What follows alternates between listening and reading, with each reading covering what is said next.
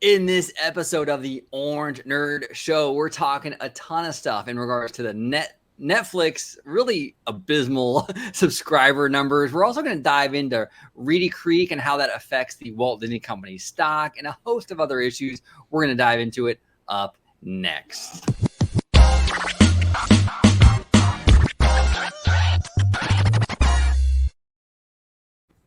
Welcome aboard to another episode of the Orange Nerd Show. I brought a fantastic panel with me today. We have Dre, Mr. Vash Sky, host of Freshly Squeezed, back with us again. How are you doing today, sir? Doing pretty good. Been an eventful morning. Oh man, a lot of stuff happening out there. I don't know if you heard, but it's been something to watch. But listen, if you want to discuss it with me, hey, you can do it right there at Vash Sky, just like it's spelled right there. And if you want to see me, well, it's going to be on the channel you're watching right now, Orange Grove 55 at Freshly Squeezed, your source for juicy news and info, squeezed fresh, right from the Grove. Perfect. And down below, we have Alia Aloha back on the channel. How are you doing today, Alia? I'm well. Good to be back live-ish. Live. How's everybody? Doing fantastic. It is an absolute pleasure to have you back on the show to talk some Disney with us today. It's going to be a really good one. We got a lot of stuff going on with Reedy Creek and Netflix and all kinds of stuff. So let's start off. Let's dive into Reedy Creek a little bit. Now, Dre, you and myself, along with Mr. Family Man, actually just got done filming our last video about Reedy Creek. Yes, we did. Definitely see that one, folks. I mean, it's very, very informative. It kind of lays out, well, everything's kind of speculative right now, but it really lays out kind of the most likely course of action from here, but we have an update to that, so definitely watch that, maybe come back, I don't know, pause this, I don't know, definitely watch that one for sure, but we definitely want you to watch this one too, but we have an update to it, right? The Florida legislature, the House, just came back with a vote officially dissolving all special districts before 1968, and that includes the 1967 Reedy Creek Improvement District. So, look, we still have some ways to go here, right? I mean, obviously, pen has to hit paper.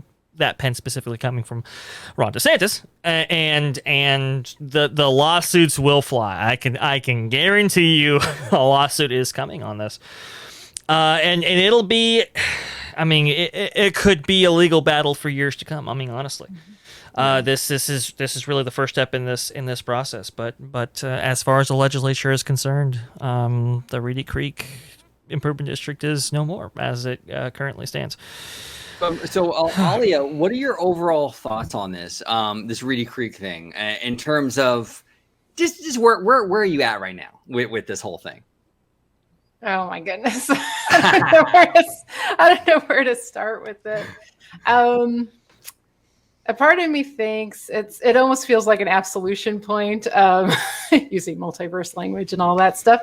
Because if Iger was still CEO with his infamous quote tweet, we kind of know how he would have led the company. So kind of if Iger was still CEO, this probably would have happened anyway. He would have upset DeSantis, et cetera, et cetera. So it almost feels like an absolute point. There's a part of me that kind of, there was a lot of privileges to Disney that weren't fair to other companies. Part of me is like, it's not a big deal if it leaves. I mean, it's going to be, as one analyst mentioned, heartburn for Disney. But in that way, it's not, the violins and dun dun dun dun and all that stuff. Well, and Wall Street kind of alluded to that when this whole thing broke the other day about DeSantis moving forward with the special session to dissolve it or potentially dissolve it. Wall Street didn't bat an eyelash. In fact, not only did Wall Street not bat an eyelash, Walt Disney stock was up $5 with that whole thing going on. And it wasn't until after hours when Netflix posted their earnings that Disney took a hit. Like the thing that didn't even really directly affect Disney, Netflix, hit Disney stock more than the Reedy Creek thing. So I feel kind of like, I agree, Alia, like a little bit like, I don't think Wall Street and the investors really care about the parks that much. I think they're kind of, whatever about it. It just seems kind of like a nothing burger to them. And that's really who kind of decides at the end of the day, whether Chapek stays, whether he goes. That's kind of like the ruling entity that makes all the decisions. So that was kind of interesting that they didn't really seem to bat an eyelash, and it went in the opposite direction that I thought it would actually. Yeah, I think Wall Street's kind of looking at it and kind of I think they want to see how it plays out. I don't think they want to do anything today. So. And they know it's going to take time. For example, if Disney just accepted everything, it wasn't going to go into effect until next year. And now, though, with most likely they'll appeal and courts, and if they don't even have a lawsuit, the other counties might have a lawsuit against the state. Residents of the communities within RCID and even surrounding communities might sue the state. So there could be many angles. So it's at minimum next year to at maximum who knows when. So I think that's also why Wall Street's just not too concerned about it. They don't really seem to care too much. Yeah, it doesn't seem to be too much of a concern. Now, I want to bring up the topic kind of, and it's tied to Reedy Creek, because we hear this kind of argument that, and we've talked about this, Dre, in the last video, evening the playing field, right? Evening the playing field. It's let's even the playing field because, we got to be fair to Universal, we got to be fair. And SeaWorld, And SeaWorld. We got to be fair. Got to be fair. Even. But like these other places don't seem to be hurting at all with Reedy Creek being a thing. Like Universal obviously is expanding. They've obviously gained market share under Reedy Creek existing. It's not like Universal is like bleeding out because, Reedy Creek is here. Ollie, I want to ask you, like, I don't know. Is it kind of a little bit of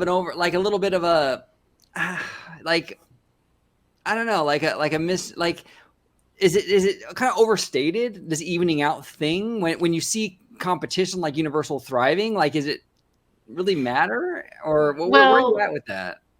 Especially, I think minus very few people, that reasoning when it's given is disingenuous. It's not coming from an honest place. It's like just an excuse to, I guess, not seem too partisan or political, because we all know this wouldn't be happening if the Republicans in Florida didn't get upset at Disney. So it's not as though a committee was drawn with everybody and everybody from all parties said this is a concern, we need to look at it, or that even Universal said this isn't fair, this needs to be looked at. It'd been one thing if it came from all those angles, but it just seems that this is just given as an excuse by those trying to push away from the partisan or the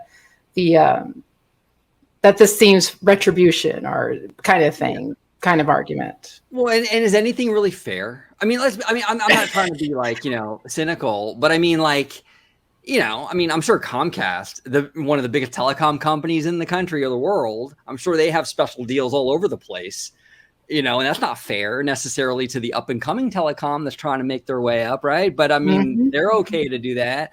I mean, is it ever really fair when you have a market? I mean, obviously a chain like McDonald's has an advantage over the mom and pop restaurant in the neighboring city. Should we even it out for them too? I mean, at what point do you kind of sit back and go, okay, fine. Some companies are just going to have an advantage over others, and that's just the market. You know what I'm saying? I mean, is it DeSantis's job to even it out? I don't know. Is that his job to sit there and go, I got to even it out for you guys? I don't know if that is his job. Well, I mean, DeSantis, his base of support is looking for a much more proactive Republican Party. That's just the honest fact of it. A lot of Republican voters and a lot of Republican sympathizing voters have felt disenfranchised by the party as of yet. And here you have this guy who's like, hey, you know what? I'm willing to do something about these both social and political ills that you've been feeling. And so that speaks to a large segment of that base. The fervor on Twitter about this, coming from that side in particular. I mean, there is great enthusiasm for that, and I think DeSantis, realizes it and is capitalizing on it. I'll say this: the thing about it is yes, is it government's job to level the playing field? I mean, it feels a little socialistic from DeSantis, and to be honest, So, yes, but you still have to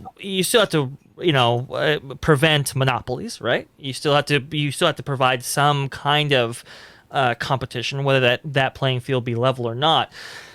You can go back and forth on all you want, but you do have one entity who is a government unto itself, and another who is, has to play by the rules by pretty much any proprietor in the state. And it's just, that is an imbalance there.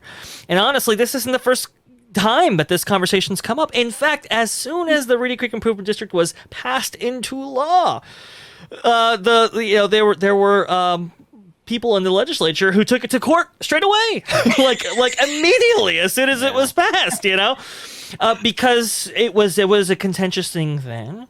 And it has slowly become more contentious as time has gone on. And honestly, the thing about this whole conversation is Reedy Creek Improvement District was enacted in order to improve Reedy Creek. It was enacted in order to provide an influx of a tourism market that frankly, Central Florida did not have. Well, now it has that. The goal was achieved. So can we cut the umbilical cord at this point? And obviously, the legislature and DeSantis felt that time was appropriate. Now, obviously, that's because of certain recent circumstances, right? I mean, it's not like this is coming out of thin air. To your point, Alian, to your point, OG. Obviously, this is coming on the heels of this, but at the same time, it's like, how long are these special privileges going to last? And these are extensive. They can have their own courts. They can have their own law enforcement. They can pass their own liquor licenses. They can pass their own construction permits. I mean, this is quite significant. It is. But at the same time, it hasn't really negatively affected the competition in terms of monopolies. We've all known that Universal has been doing very well. So I don't really understand, like, the monopoly argument is sort of like, well, it's not hurting anybody. And I don't know of any complaints from Universal or any of the surrounding theme parks that were complaining about Reedy Creek.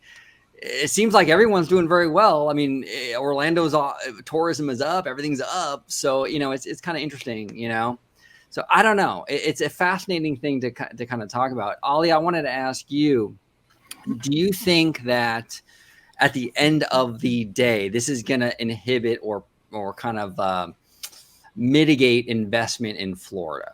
Because Walt Disney World specifically, because they're adding more red tape, more taxes, or presumably to the area? Or do you think that it will be kind of business as usual for Disney? I think so. On paper, technically it'll decrease, but I think it'll become equal.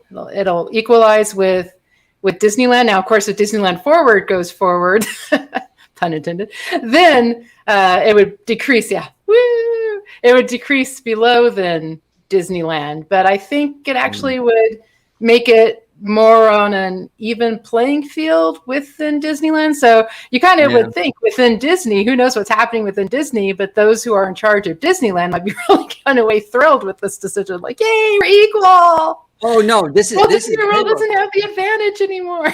Yeah, no, look, I'm a Disneylander. I'm a Disneylander. Same here. Yeah, I'm a Disneylander. I would much rather look. I'm. Believe me, it's in my best interest for this whole thing to go down. Like, as a Disneylander, this benefits us completely. The Be Fair to Florida thing and all that. Hey, you know what? Anaheim, we're getting all of it now, and we're good, But I'm just looking out like, from a Disney fan overall, I am concerned what the ramifications this will be for Disney World. But as a Disneylander, oh, no, this is gravy, baby. The Disneyland, Anaheim's looking great right now. We got City of Anaheim and Disney's relationship pretty much refreshed after the they're like this with each other. Like, right, exactly. And then now you have DeSantis going to war with Disney, and they're openly hostile. In terms of Disneyland, they're looking pretty good right now. They're yeah, it's not a bad thing as a Anaheim local at all, you know. But I am concerned though about the overall ramifications, just because Walt Disney World is a huge resort, it's a huge property, and it could affect the company overall. You know, that does concern me absolutely. This might though cause because you said the one thing with Disneyland because of the size issue, but also because they didn't have all those legal freedoms like Walt Disney World. They became more creative and would push that creative envelope more. This might cause that benefit with Walt Disney World now. So that could be the silver lining, the lemonade. Yeah. I don't think business as usual is going to fly. You know, I think the return on investment is definitely changed. And to Alia's point, I think it does lend itself to creativity in a way that Walt Disney World has never really experienced prior to this. Yeah, no, absolutely. I mean, yeah, they're going to have to think outside the box a little bit more, like Disneyland has. You know, it's a different ball game. It's a completely different ball game. It's gonna affect the property absolutely. So it'll be very interesting to see how it all pans out. Now, do you guys think that there's any chance that Disney will be successful in completely stopping this? I'll go with you, Dre. Do you think there's any chance through the courts, whatever means they have available, that they can stop this? It's going to be hard because it was passed through 2 duly elected bodies, and it's going to be going through two separate branches. You know, I mean, you're going to be playing the judicial lottery. That's kind of where we're at right now. And honestly, it's like you could have a judge that's favorable, you could have a judge that's not. You know, you could have a judge that dismisses this out of hand, says, hey, you know what, the legislative did everything that they were supposed to do. There we go, it's off. You know, that's really where the fight is. Honestly, with the courts, I'm going to be perfectly honest. You really never know. It's literally it's like a lottery. You don't know whether or not you're going to get a federal judge appointed by a certain president of a certain political persuasion or not. You know, you could get state courts, but at the same time, I mean, Disney's not looked at too fondly in the Florida area right now. I don't know if anybody's noticed. And I mean, to the degree that it was actually passed, and you look at those numbers, the people who actually supported it versus not. I mean, it is overwhelming. It's going to be really hard for a sitting justice to go, oh, let me just go ahead and not do what the legislature has passed. You know, in this instance, it's going to be really difficult. It's going to be an uphill battle. So, at this point, as crazy as it sounds, it is 50-50, honestly. What do you think, Alia? Same. Yeah. I would give it the same odds, 50-50, for the same reason. Their greatest chance is probably if it goes to the federal level up to the U.S. Supreme Court. But as far as locally, Florida, the chances might even be more against them because, yes, we don't know how the judicial system is there. And DeSantis probably knows this all deep down and how it is with the court system there. Yep. Yeah. No, 100%. And I would actually look. Here's one thing that I actually use in my own life, in terms of trying to look at things from an outside perspective a little bit. It kind of helps me kind of see things from as unbiased as I can, right? And I really do implore every conservative that's watching this to sort of replace the actors involved in this situation with Democrats. So what I mean by that is, what if it was Governor Gavin Newsom in the state of California, and let's say a conservative company like Goya, right? California initiates a bill, Goya doesn't like it. Governor Gavin Newsom decides, you know what? I don't like Goya speaking out about that bill. We're going to retaliate. And whatever special privileges you had with the Port of Los Angeles or whatever it is, right? We're going to work to actively remove that privilege because you know what? We don't like your stance on our bill. Conservatives, just put it in that perspective and how would you feel? That's all I'm saying, because it's easy when it's your guy. Yeah, fuck fuck did they? You know, but when it's the other guy, the Democrat, who's going against the conservative company, think about it a little bit, because I do think that changes perspectives a little bit. Yes. Because I do think that a lot of conservatives would not be so gung-ho about that if Newsom was trying to interfere with privileges of a conservative company. I do think that would change a lot of minds. I'm just saying, in my opinion. I agree. It is absolutely fair. Absolutely fair. I think that's a very good it's a very good mindset to have. And you know, I mean, this is a big step for Florida. It's a big step for Central Florida tourism.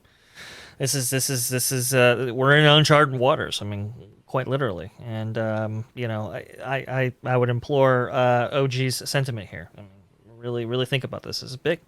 It's huge. It's huge. So the next story that we're going to talk about is Netflix. Netflix. Oh my God. Netflix is bleeding out.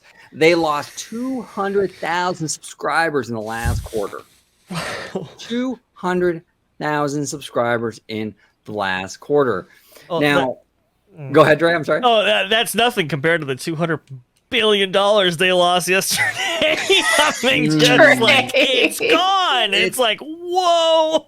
It's wild. It's absolutely wild, the losses this company is taking. It's absolutely wild. Now, I'm surprised how much it is, but I'm not surprised overall. But I'll start with you, Dre. What are your overall thoughts on this? What are your kind of takeaways from the last quarter? Where are you at with this? Well, listen, you know, I think Wall Street is having a little bit of an adjustment period, right? And honestly, it's fair. I mean, market conditions have changed. Things are opening back up. People are going out a little bit more, and people, you know, but all the metrics point to, you know, maybe people cutting the services that they had during the heightened services related industry that cropped up during the events of 2020 and beyond, right? I think people are kind of reevaluating and say, you know what, do I necessarily want to be, you know, paying, I don't know, anywhere between $8 and $15 a month for this? You know, people are reevaluating that. And on the flip side, you have Wall Street kind of going into the financials and saying, is this really the revenue generating thing that everybody says it is? You know, what are these margins really looking like? Because all I see is venture capital in excess of billions of dollars just being burnt, you know, alive, so to speak, as you churn out all this content. But where's the return on investment here? Where is the revenue, you know, coming from? Where are the margins that make you a profitable company, so to speak? You can't just burn venture capital forever. And this was the risk when it came to Netflix, because I mean, I was looking at the financials and I'm going, this does not make any sense at all. There's no way I would be anywhere close to this company, because I just don't see a way out of their current predicament. And Wall Street woke up, and they woke up hard yesterday. That is for sure. What do you think, Alia? Is this a Netflix problem or a streaming problem? Well, I was listening to a podcast last night with Baloney and I think, what's his name? Richard with Lightshed or something like that. Mm-hmm. And what they were discussing is that it does go beyond Netflix. What Wall Street is reassessing is, yes, there is probably a large audience for streaming, but the initial forecast of in a couple of years, that has to be reassessed. It's going to take 5 longer years or 10 years to get those massive numbers as people cut the cord with cable and the antenna of the broadcast and all that.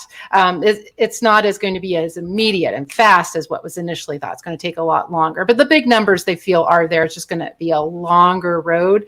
Yeah. So I think this is affecting Disney stock because, number one, Wall Street can be like Chicken Little. And so they're like, oh my gosh, Sky's falling for Netflix. Sky's going to fall for, oh my gosh, Disney Plus. But hello, we haven't had the next quarter results. That's next month. So there's that.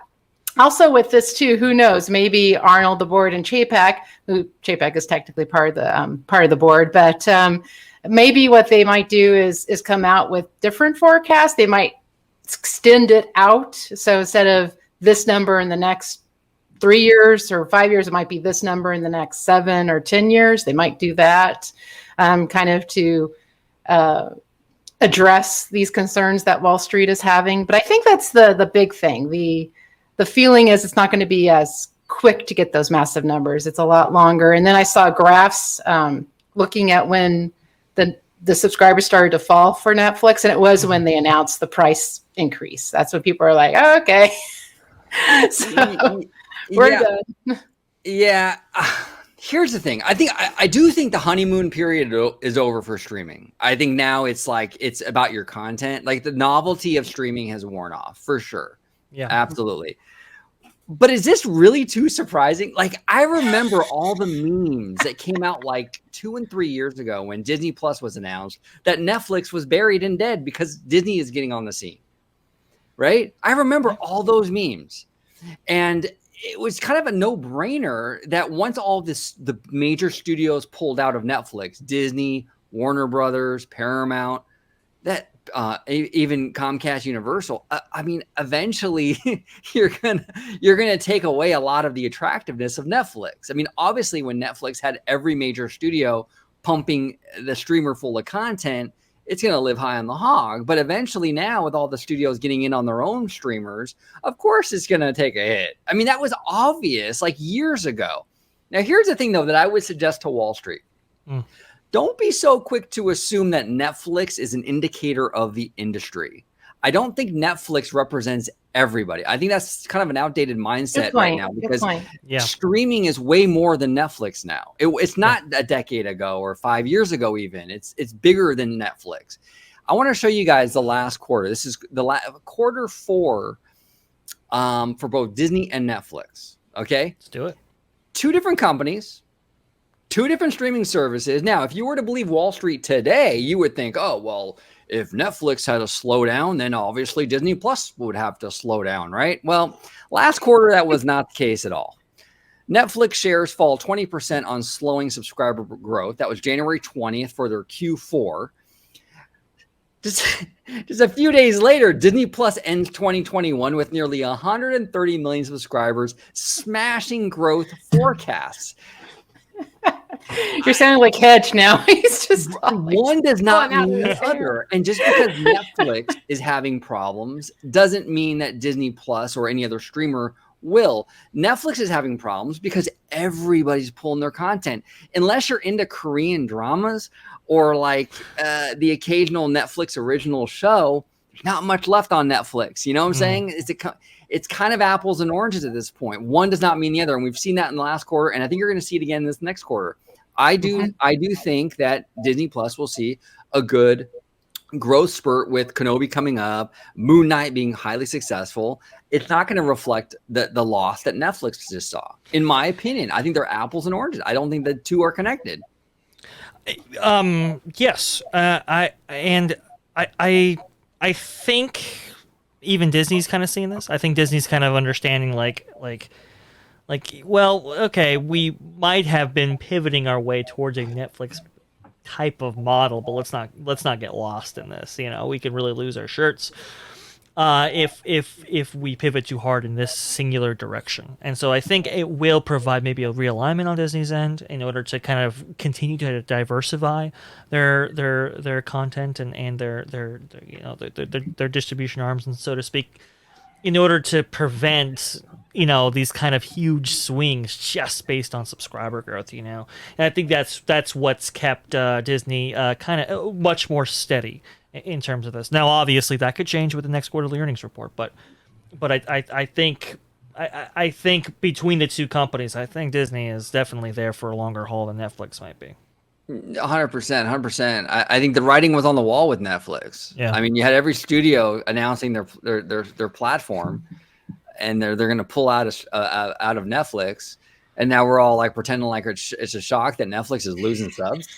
Of course, they're losing subs. There's nothing to watch on there anymore except Ozark. I like Ozark, and that's ending. But yeah, unless you want to like keep it there and keep watching it, unless they eventually release their stuff on DVD or whatever. Or I don't think they used to, but they might change their mind with that. They might. Maybe. Hey, let's not not have people churn us out here. Yeah, and I definitely do think that the future though is a mixed model. I don't think we're going to go all in on. Look, the days of everything being theatrical are over. That's over. It's not happening anymore. You know, the theatrical, then the DVD, it's over. But at the same time, I don't think everything is going to be streaming either. I do think there is a place for that theatrical experience. I think movies like No Way Home, these big event tentpole movies like Marvel, Star Wars, Avatar, thrive in the theaters. And I think the studios will continue to push those. Smaller films, though, the rom-coms, the detective dramas, things like that, I think you'll see a lot more of those, though, going direct to streaming. So it's going to be a more mixed format. But things are kind of leveling out, I think, is what's happening. There was a huge euphoric high with streaming. It was the new thing.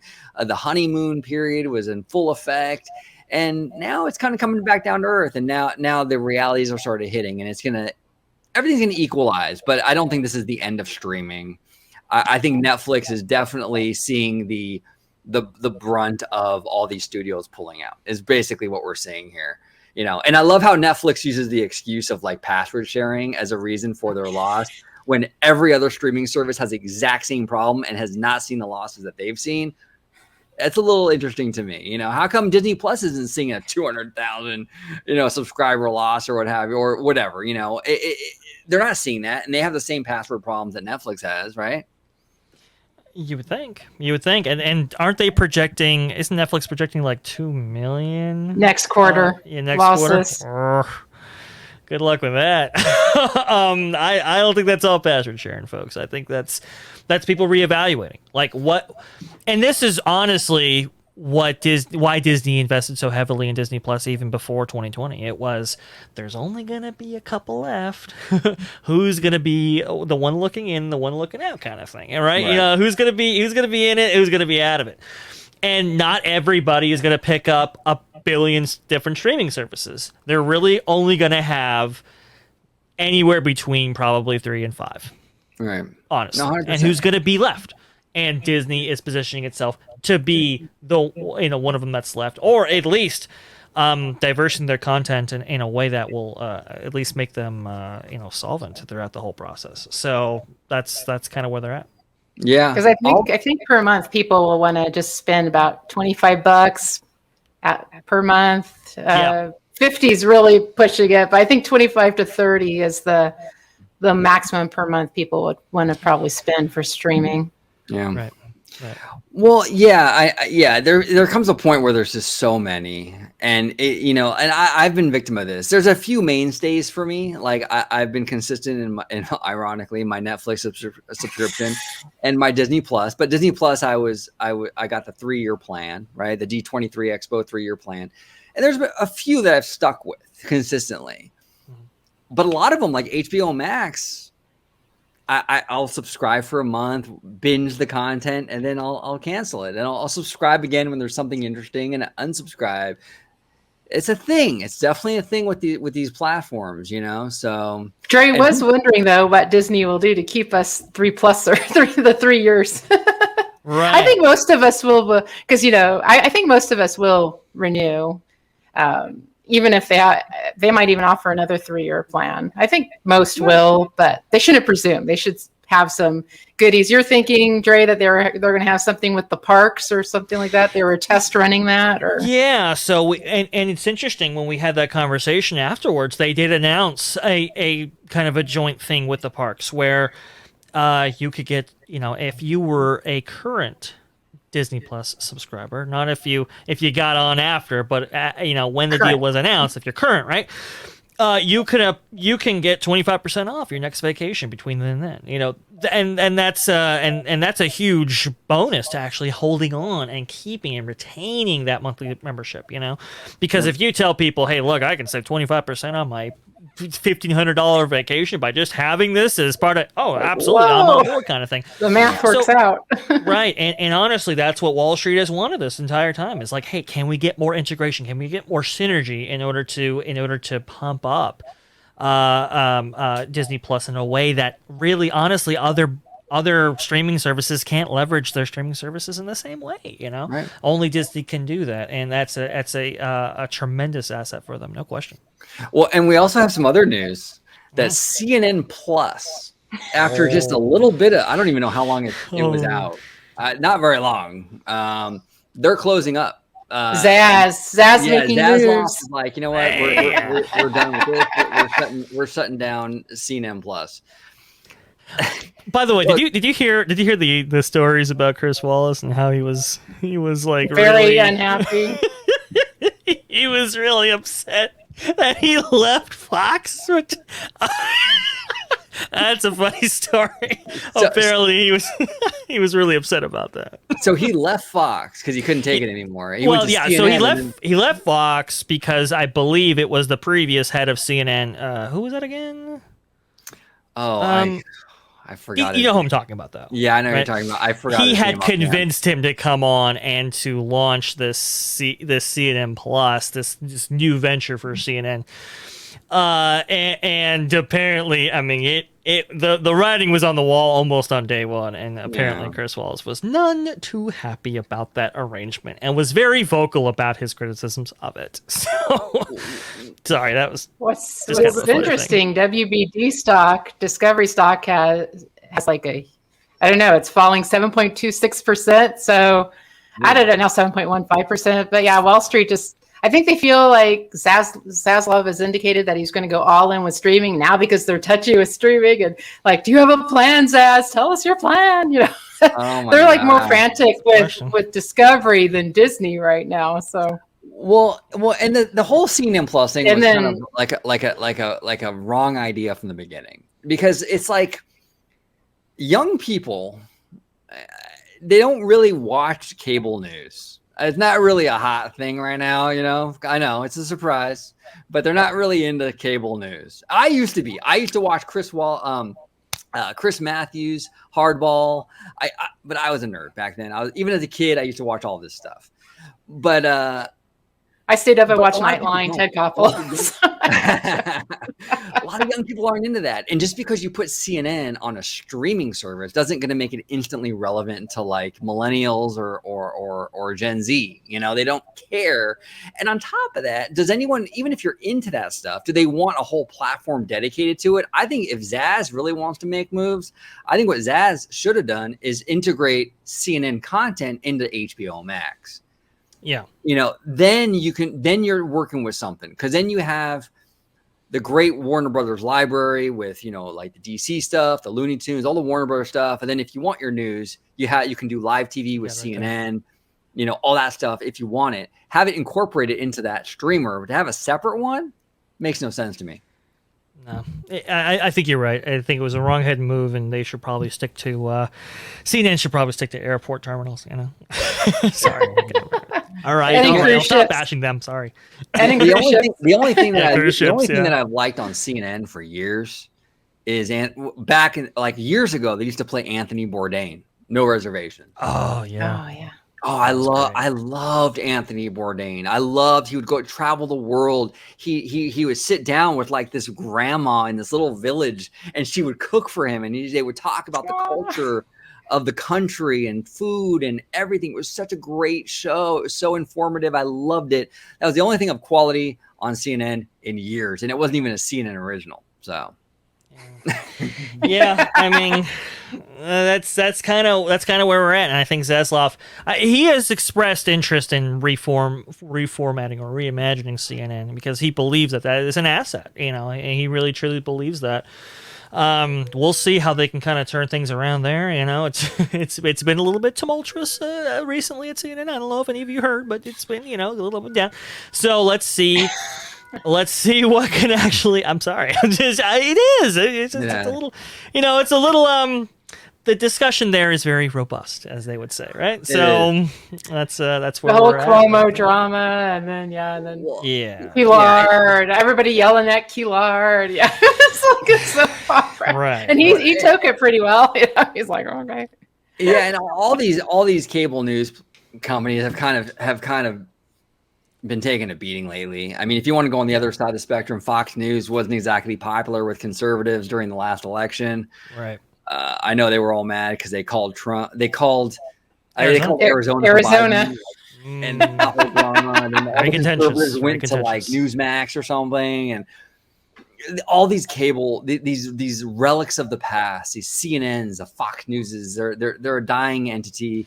It's legacy media, and they're on their way out. I think eventually, independent content creators like us, man, we're on the upswing. I think people know where to get the I wouldn't say the real information, but information that's far more. Well, I mean, we are in kind of a niche, right? But because we're so closely involved with that niche, we tend to, have insight that maybe not everybody can distill in a 10-minute block or whatever. And I think that's one of the things that makes us more very valuable.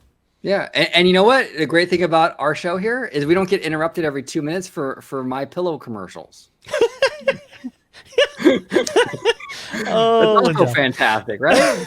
yeah. That you know what? You're exactly right about that. But I wanted to leave on this thing. I wanted to bring this up. Yeah, I know. Look. Yeah. Disney and politics. What can go wrong? Okay. What can go wrong? I think we said that in the last video. Look, Disney. 12 months, the last 12 months have been kind of hard when it comes to the stock price, right? We've seen them fall like maybe 30% last 12 months. And now they're in the low 120s as we speak currently right now.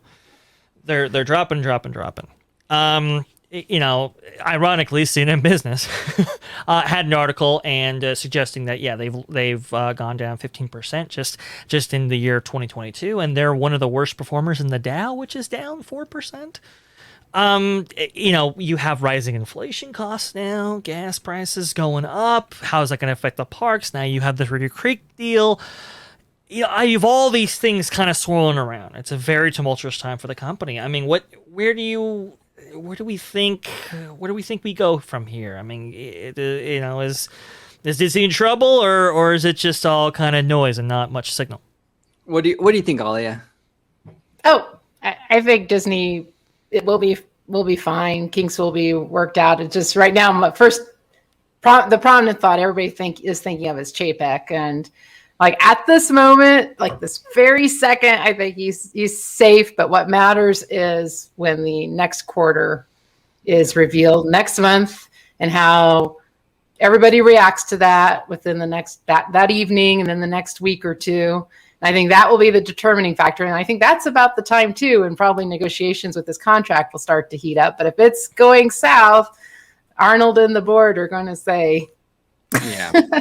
No, I think so. And I think so. And to be fair to Mr. Chapek, I don't think a lot of the stock price is really a lot of stuff going on. What really wasn't even his fault. I think if Iger was CEO, then yeah. Same thing. Yeah, and even just the other day when the stock tanked, it was because of Netflix's subscriber miss. I mean, it's like, a lot of the drop is because of some external thing. I mean, look, Chapek has made a lot of mistakes. He's put his foot in his mouth a lot of times. He's done stuff. Wait. There are a lot of external factors. Wait, what, Dre? Apologize for not being the ally that you needed me to be. Sorry, we had to have him speak there. but I think he's made mistakes for sure. But I think that a lot of stuff is external as well. We've seen Comcast, Universal lower as well. We've seen even like Alia mentioned, Warner Brothers taking a hit.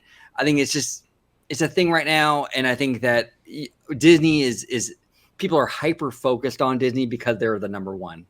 And I think that all eyes are on Disney all the time. And I think that hurts the stock price too, but I think I agree with Alia. I do think that we will get through this. But I do think it's a tumultuous period.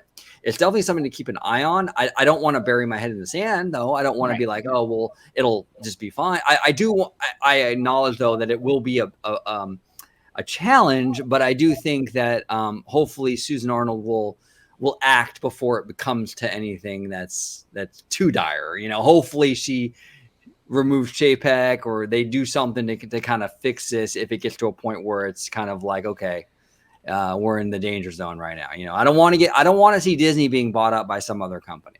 Because as chair, if you're rooting for the stock price to go down, probably the only company that would buy Disney or be able to afford it would be Apple. And you know, more you're not woke. gonna get less woke when it comes to Tim Cook. So be careful what you wish for, conservatives. Exactly.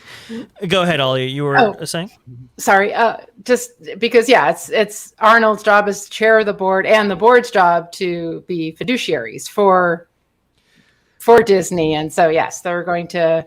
I think yes, they wanted to give Chapek a bit of a chance, but yeah, that time is running out where now they have to really, really decide things. Look at the what's going on, and because yes, it's the board's job to think really long term, also for the health and well-being of the company, so to speak. So right. Yeah. Well, you know, and a lot of Wall Street investors are kind of looking at it and going, well, you know, is your streaming service growth, is it fast enough to kind of offset their traditional broadcast and kind of TV brands that they used to have? You know, that's kind of on the declining, it's kind of on the way out. Their dividends are still, they say, still haven't come back, you know, and that's got a lot of shareholders kind of antsy at that point, you know. I think you might have stakeholders who are kind of looking at it going, man, you know, we're going into the streaming business, but man, look at what happened to Netflix. You know, do we necessarily want to go hard in that direction? It's quite certainly a very interesting time to say the least. And honestly, it's going to come down in the next couple of quarters. Honestly, yeah. And we look at honestly the drama going on with streaming. But I don't know if the parks are coming up any rosier. I mean, you look at the physical places that Disney owns, and you're looking at that going, well, there's a lot of drama in that arena too. I don't know if I really, you know. There absolutely is. I mean, you know, and like I said, you know, inflation's going to be a big deal, especially when it comes to the products they sell in the parks, but also, you know, the price and affordability for you know, many Americans to actually visit visit these properties.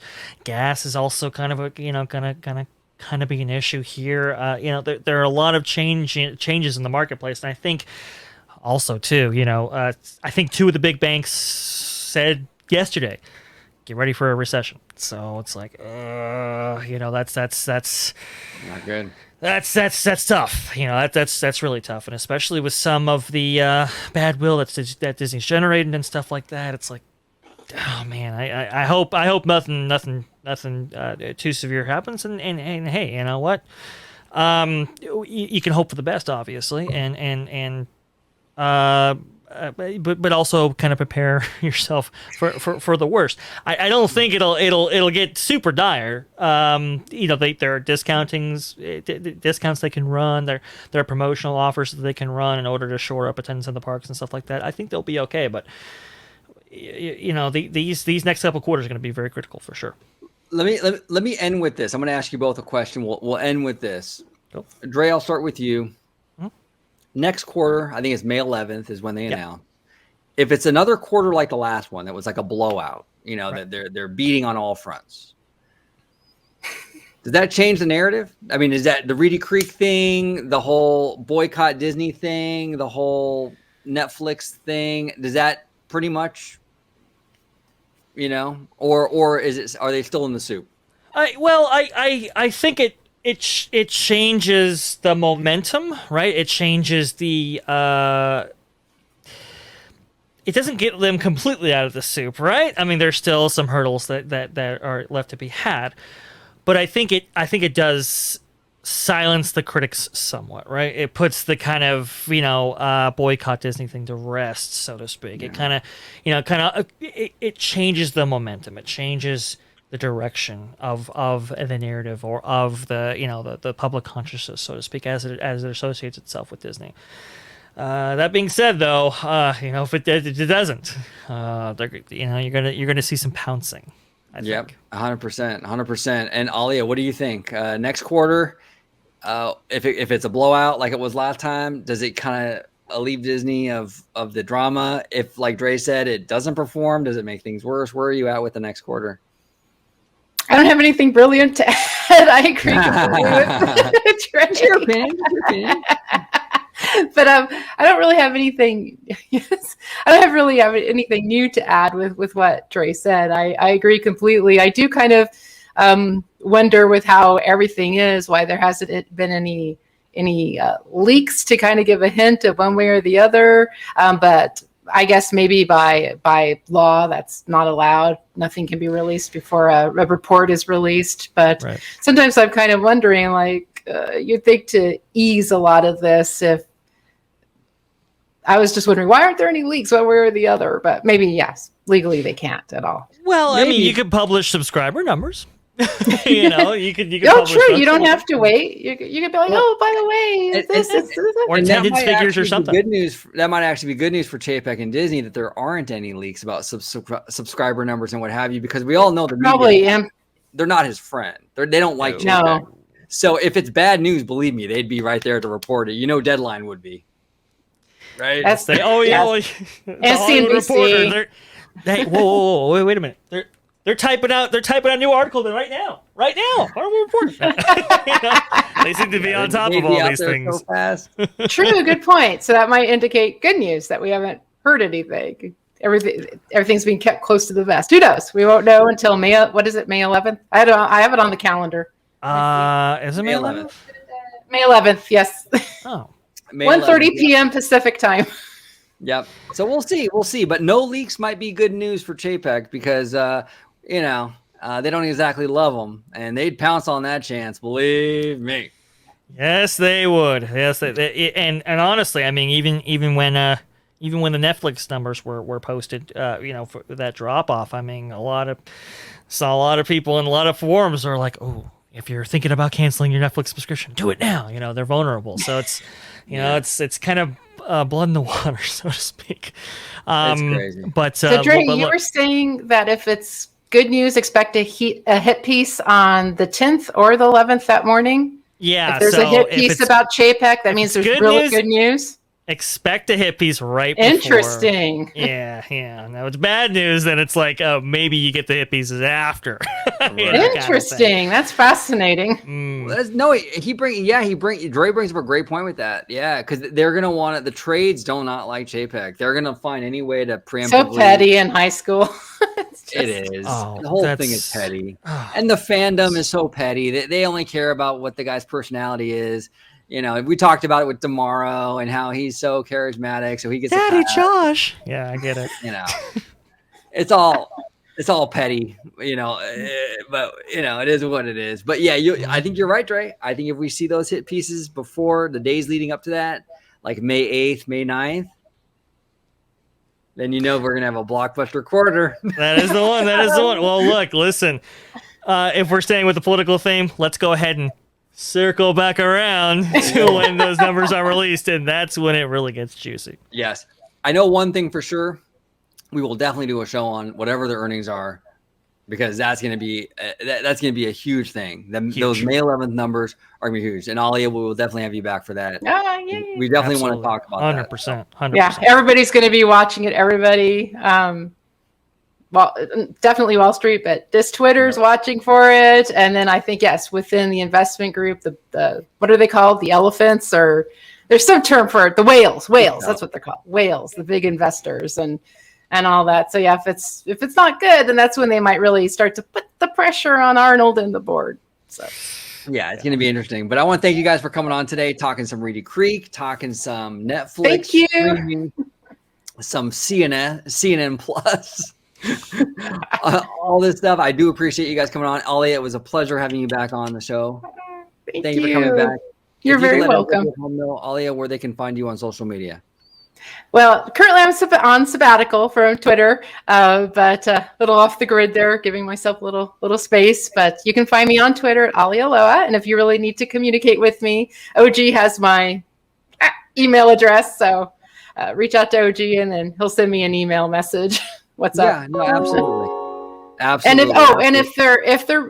if you know them though, like, hey, Dre, what's my email? We could talk about that. But if you trust the person, OG, you can give them my email address. That's okay. Okay. Cool. Perfect. And yeah, I completely understand with the social media sabbatical. It's rough out there. Sometimes it just gets, because even though I logically know it's very myopic and all that, my logic is just being drowned by what's happening. So I need breaks now and then. Yeah, there's been a lot going on. I've been pretty close to that too, and it's bad. But Dre, if you could let everybody sorry about that essay, everybody. Yeah. If you could let everybody know where they can find you on social media, sir. Well, I don't even know if I want to be back on social media now. No, but sorry. No, you're fine. You're completely fine, 100%. If you want to interact with me, it's been filled with a robust discussion so far. You can do it right here at Vash Sky. And hey, if you want to see me, well, you see, there you go. Let's do the robust thing. The robust warning right there. If you want to see me, well, it's going to be on the channel you're watching right now, Orange Grove 55 at Freshly Squeezed, your source for juicy news and info squeezed fresh right from the Grove. So that's where you can find me. Perfect. Thank you both for coming on today. It was a pleasure talking all this juicy stuff straight from the Grove, as Dre says. And I want to thank you all for watching. Comment down below.